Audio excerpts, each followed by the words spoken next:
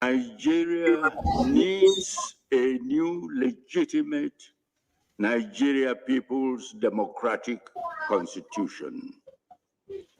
That the present constitution is illegitimate and cannot deal effectively with the myriad challenges facing this country. In other words, that our present governance system needs to be restructured. Nigeria is a pluralistic country. That is a country of different peoples with different languages, different cultures, and different religions. Experience throughout the world has shown that the pluralistic countries that have survived as united political entities are those that addressed the basic challenge of pluralism, that is, their diversity, through truly federal constitutions, and that those pluralistic countries that persisted in their non-truly federal constitutions ended up disintegrating. Yes, I'm from the school that will advocate for unity of this country. And I believe in it. I definitely want to assure you that whatever is necessary, I'll put happiness and good governance in the heart of all Nigerians. This is what I would do. I've listened to the past cries of constitutional reform. Yes, I've had your examples and a thoughtful presentation on this subject. Avoidance of chaos is necessary to build this country and move its aspiration across the line for the benefit of all of us. I'm still preoccupied with thinking and tinkering with the economic reform. That's my first priority. Once I get that reform in place as soon as possible, then I look at other options. The option of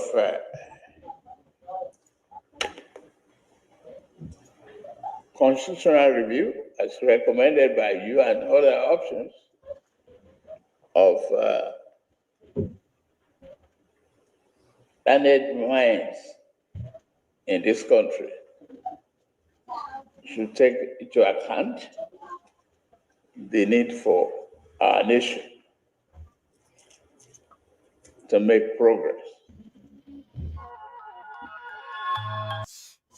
Now, guys, greetings to everyone. My name is Kwame Gonza once again. Yes, so the Nigerian Patriots or elders, visited the President Tinubu at his palace, at his presidential palace, to dialogue on the current problems facing Nigeria. Now, there's a lot of problems which are affecting Nigeria. The economy is dysfunctional. The major resources of the country have been taken over by foreign forces. All right, as we are seeing that even enforcing the laws for the supply of just crude oil to the Dangote oil refinery has become a problem. All right, so the country is really in a mess. And these problems appear to be structural. These problems appear to be structural, which cannot be attended to by mere reforms of the system of the country. Now, this is the reason why the elders of the country decided to visit President Tinubu and suggest a solution. And that solution, according to them, is the writing of a new people-centered constitution, and which they call that it could be a legitimate constitution.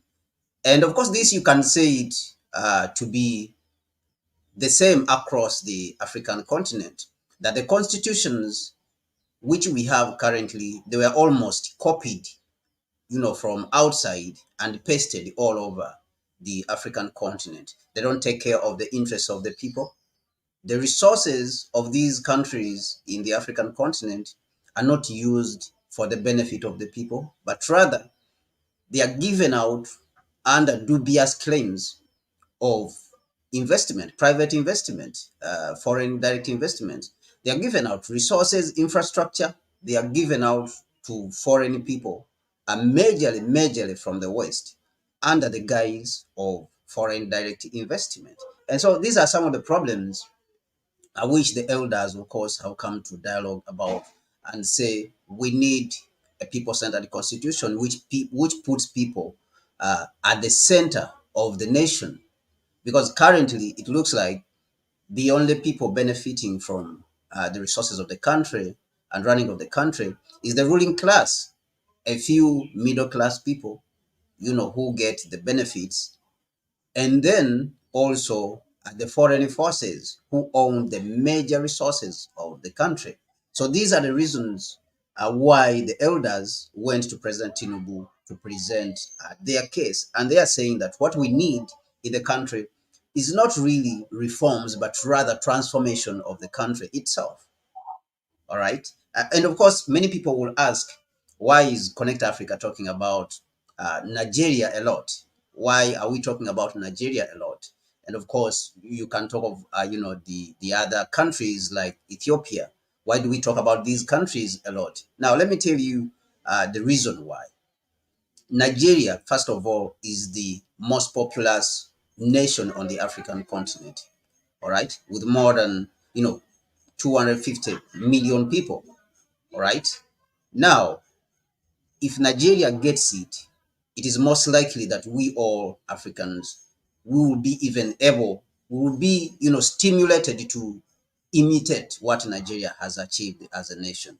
Of course, we have smaller countries which have achieved remarkable feats, like Botswana and Rwanda, but these countries are too small to be emulated by bigger nations like Nigeria. It's unlikely that Nigeria will go and copy what is happening in Botswana, because Botswana is just a country of around 4 million people.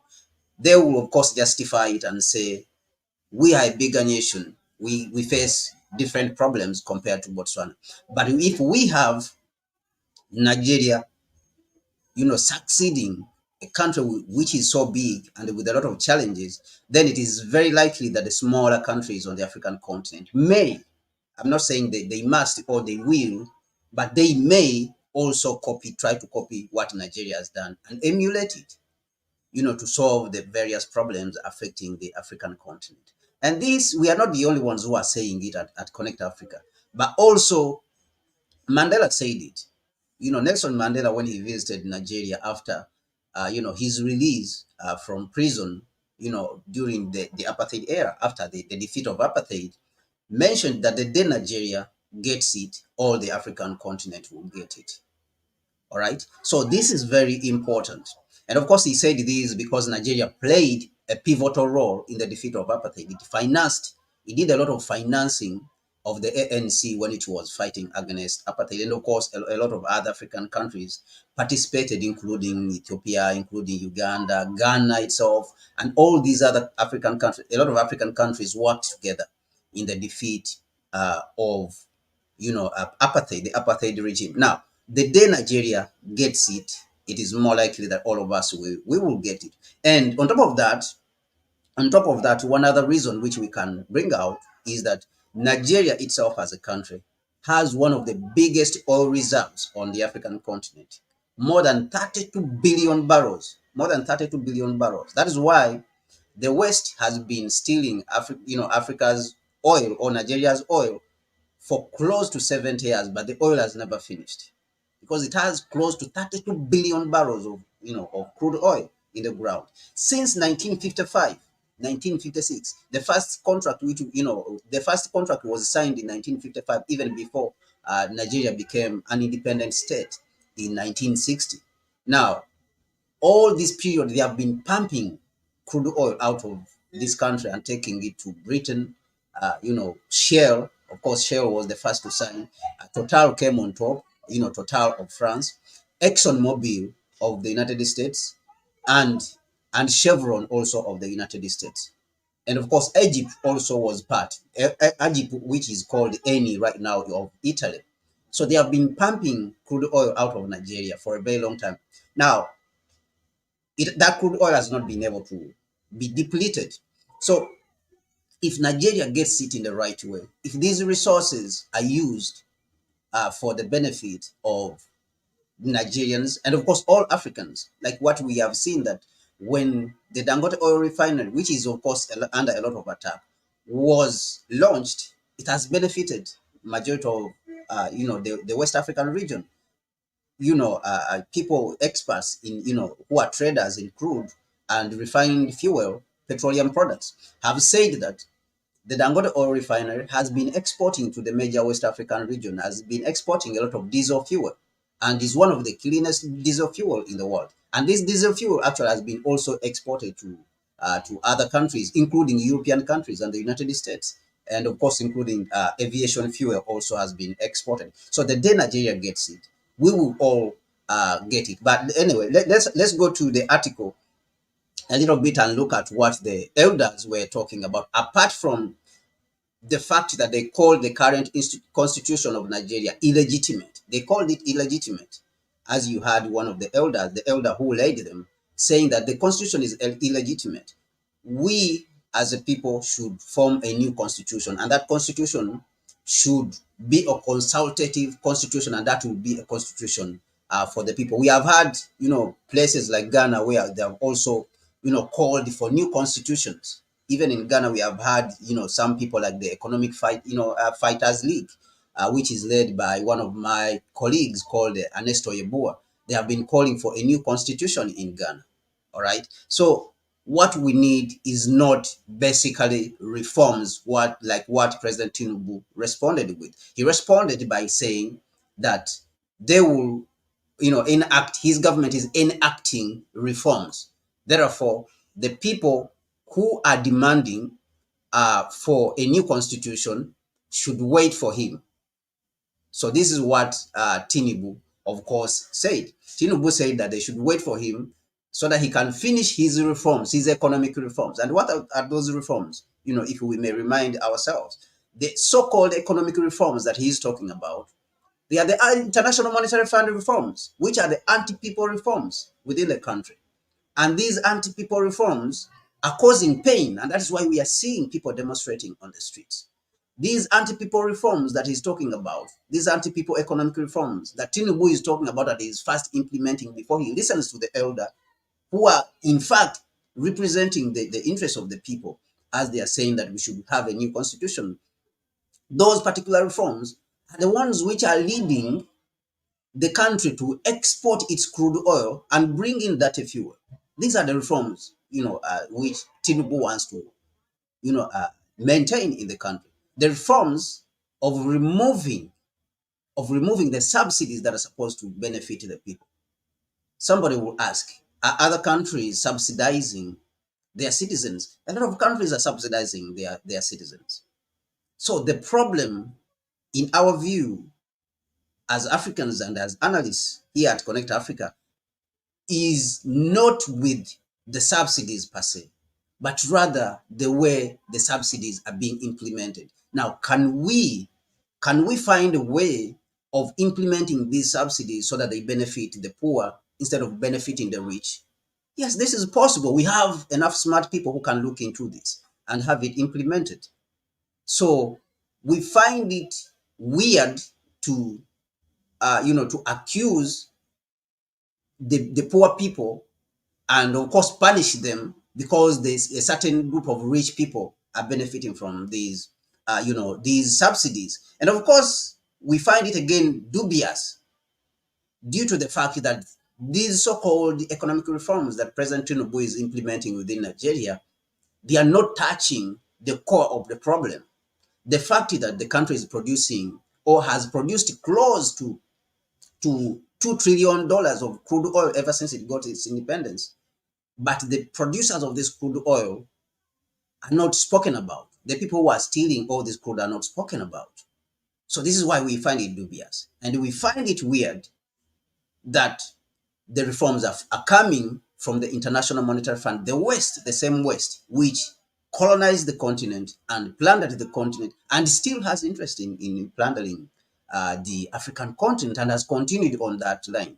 So this puts a lot of question, and therefore it makes sense that the elders themselves, they have mentioned and said that the constitution of Nigeria is illegitimate. They called it illegitimate. This constitution is illegitimate. And therefore, we need a new constitution which is legitimate to represent the interests of the people, the interests of Nigerians. So let me look at the article itself, even which came with this on one of the platforms, of course, and let's see what the article is saying, which was written. Now, what is the article saying?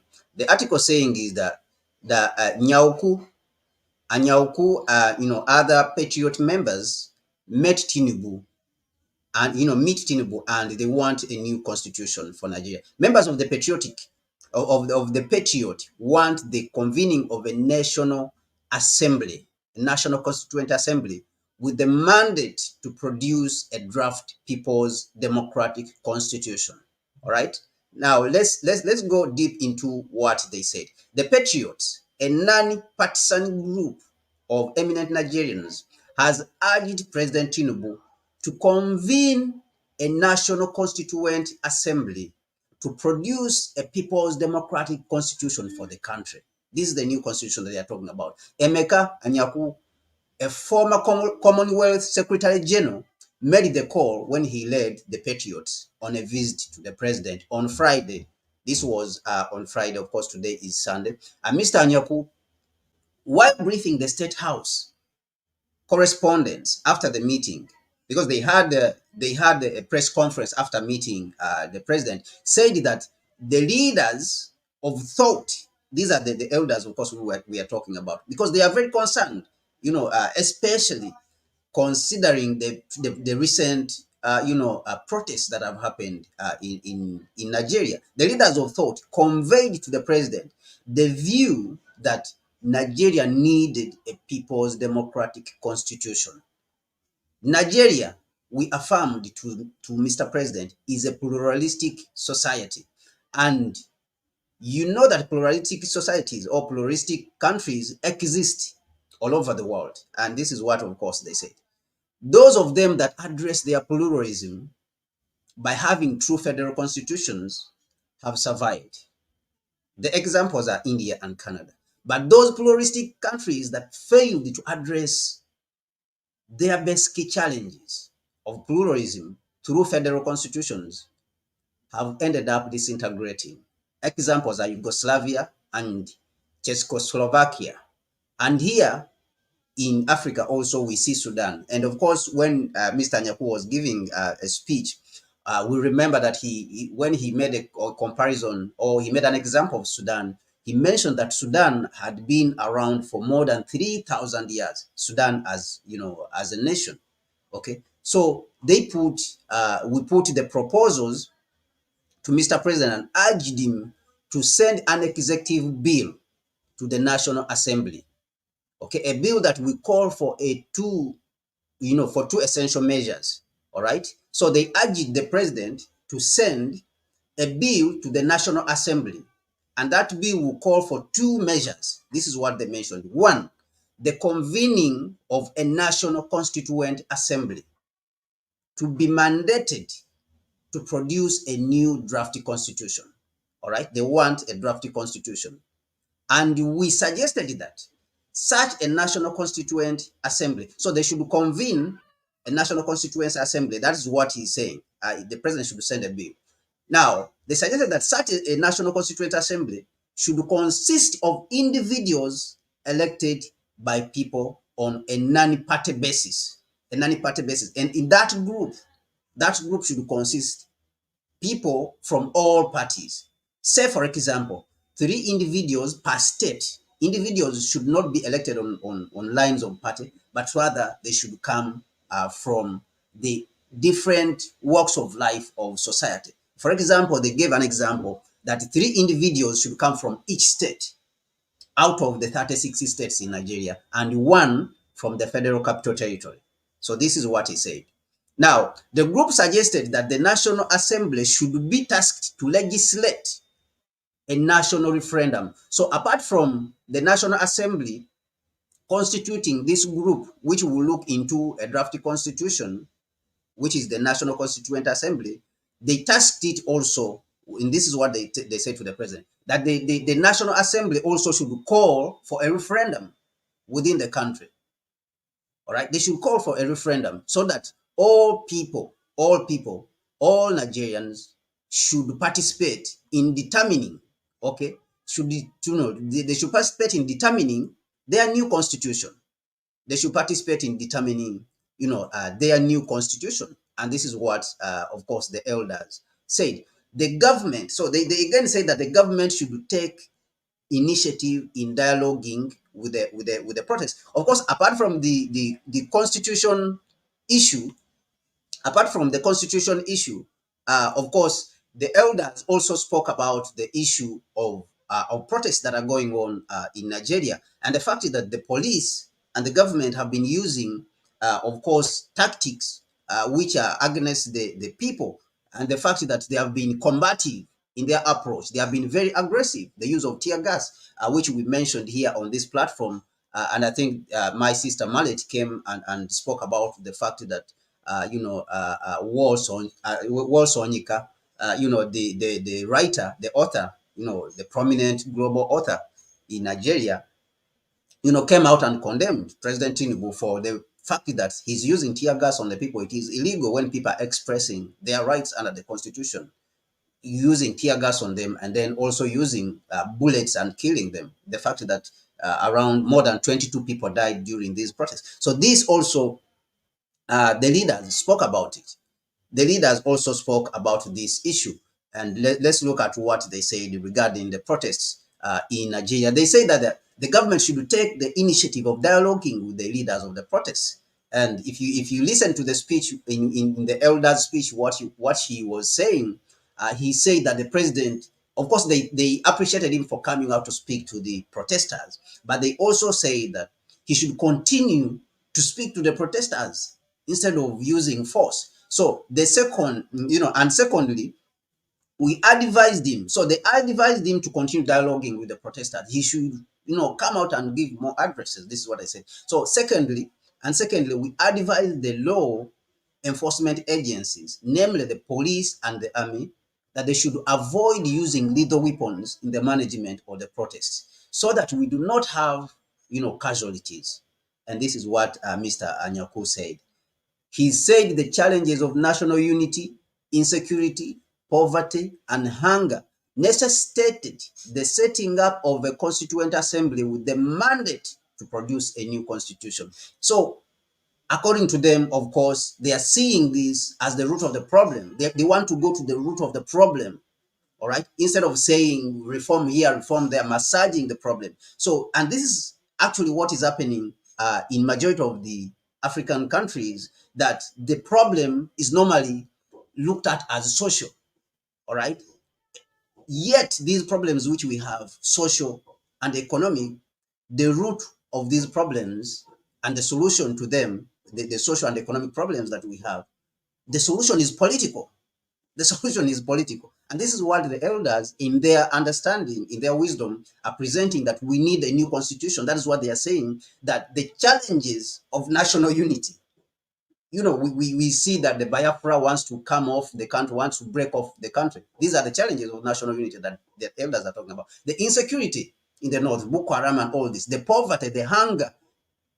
These, they are saying they necessitate the setting up of a constituent assembly with the mandate to produce a new constitution. The solution to all these social and economic problems that we are facing in the country is political. And that is what the elders are saying. So they are saying that all these challenges that we are currently facing are symptoms. This is perfect. This is perfect. I think this is the most perfect, statement.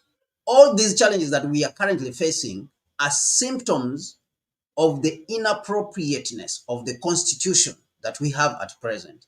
The inappropriateness of the governance system we have at present.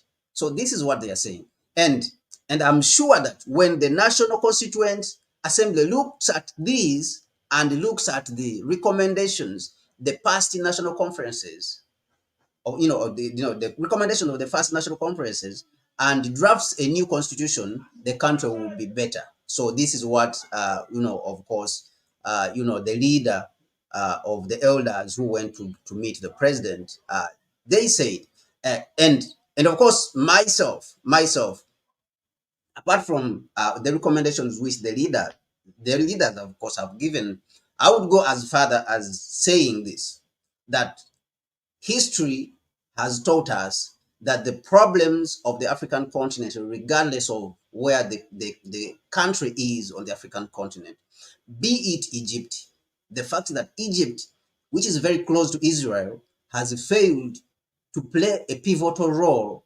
in the solving of the crisis in the Middle East. All these problems are emanating from the fact that the African continent is disintegrated, is not cohesive. We are not speaking with one voice on the international stage. And this is one of the things that, of course, Nkrumah mentioned, that if Egypt is going to play a pivotal role in solving the problems in the Middle East, it has to be backed by all the union of African states. That means we have to be a union. So aside from the fact that the elders are profiling a solution, a political solution, for the formation of a new constitution, according to them, according to their wisdom, is the constitution. But there is someone who saw further than that, and that person was Nkrumah. All right. So I would, go further than that to say that our solution is the unification of the African continent. The solid unification of the African continent into a union. We have to produce a union government. If we don't fight this generation of Africans, if we don't fight for a union government of African states, we are going to be doomed for the next 500 years or 1,000 years. Because let me tell you something. The United States and the European countries are facing a lot of challenges. These countries are facing a lot of challenges. And you have seen the decay in the United States. You have seen the decay in infrastructure. Some of the bridges are collapsing in the United States. The airports are dilapidated. They are old-fashioned. All right? They are looking to build a new high-speed rail network. Where do you think they're going to get the resources from if we don't unify? They are looking to Africa and the global south, but most especially Africa, where there has not been a solid fight for our resources. And those resources will be taken from the African continent to rebuild the United States, which is currently facing huge problems and collapsing. And you have seen that Russia is rejecting Europe. The fact that Europe, they are fighting to go into Russia and partition Russia and take over Russia so that they can enjoy some of the resources of Russia. Because Russia has huge resources. Now, if they fail, like Russia, how Russia is resisting, if they fail and Russia defeats them, where do you think those people are going to go? They're going to come to Africa. So it is high time we as Africans also, we become serious, especially the Africans of this generation. Because people like Tinubu are going to be there maybe for the next 5 years, next 15 years, and it's going to go away. It's going to die. I don't think it's going to last for another 20 years. All right. So I'm not saying that the president should die, but it's natural that older people are going to die. But if these people who are older go away, some of them who are not going to be there even in the next 20 years, They're going to leave this continent for us. So if we don't stand up and do something about it as the next generation of Africans, and we stand on the side always crying and saying this thing is too hard, we have to take on the responsibility. Just like one of the African writers who wrote "Wretched of the Earth," Franz Fanon, say that every generation must find its mission. It must find its mission and either betray it or fulfill it. We must either fulfill the mission of our generation or betray it. So now, are we going to do that? Are we going to find our mission as Africans and fulfill it? Are we going to put up a fight on this African continent? Because to be honest, whether we liberate Nigeria and we leave it alone without fighting for the other African countries, we are not going to go anywhere. All right. If we keep tinkering with these countries, because the reforms is just tinkering, actually. If you read Nkrumah's work, Consensusism, Nkrumah tells you that reform is just a denial. And actually, even Dr. Martin Luther King spoke about this extensively and said that if someone is talking about reform, is actually denying you what belongs to you. It's just postponing your needs. That is what it is about. So are we going to allow people to keep saying that they're going to bring reforms or the African continent, maybe bring a new constitution, without really touching the problem that is affecting the continent? The major problem that is affecting this continent is neocolonialism and imperialism that is extracting the blood of the African people. They are not now only extracting the blood, but they are also extracting some of the biggest, some of the smartest minds from the continent. Because the populations in the West have been going down. The populations in the United States. United States depends on immigration. Their people do not produce enough people to be able to sustain. That is why it depends on immigration. And some of those most prominent people that are being extracted from the African continent, are Nigerians. If you go to the US, you could see a lot of the smart Nigerians are up in there. Why? Because there is a deliberate strategy of making the nations themselves dysfunctional so that the smartest people will leave, because they don't want to be in dysfunctional states. They don't want to live in dysfunctional states. Smart people don't want to live in dysfunctional states. They want to live in functional states. They want to live where things are working so that they can exploit their mental capabilities. So this is the problem that we are facing on the African continent. Now, are we gonna, as Africans, as this generation, are we gonna take on the task of liberating the African continent? Now, this is a question I'm asking, and I think that what we have to do is the fighting for a unified African continent, because, like Nkrumah said, the independence of Ghana is meaningless unless it's linked up with the total liberation and unification of the African continent. So if we don't take on the whole continent, how we keep tinkering with these nations, we are not going to go anywhere, because imperialism will still come in and fight and take over. All right. So I think that we need a strategy. But what do you think? What do you think from your side? I see you, the Yoruba land. I see you, Patricia Cox. I see everyone, Bonsu. I see you, everyone who's been commenting in the comment section. What do you think that we should do? Put those suggestions in the comment section. The channel is called Connect Africa once again. And I thank you very much for being part of this broadcast. Please, you are 32 on here. Please like, what you are seeing. Like the video and let the video be recommended to other platforms, of course, and other people. If you like it, it's going to be recommended to other people. If you're out there and you are in a good position, share it with others. Share it with other platforms. Of course, both Pan-African and non-Pan-African platforms, because it is important, this message, to reach out also to the people who are not, Pan-Africanists. It's very, very important. And those are the people actually we want to reach the most, those ones who are not Pan-Africanists. And that task, of course, lies on you who are watching. You are the Pan-Africanists. Therefore, you have the task of spreading the good message, our message, which will help the African continent, to move forward and also to be liberated, totally liberated. So that task now, primarily lies within you, the people who are watching Connect Africa, who are very much, interested in the African continent and making sure that it functions very well. So therefore, share the video, like the video, give us those likes so that the algorithm will be able to, to recommend the video to other people so that they can watch this message. Do whatever you can, to support the channel. Support us in our PayPal. Also, we will be very glad. Support us with super chat, YouTube super chat. We will be very glad so that we can be here more often to advance the interests of the colony, to advance the narrative of the African. Thank you so much for being part of the channel. My name is Kwame Gonza, and the space is called Connect Africa. Thank you.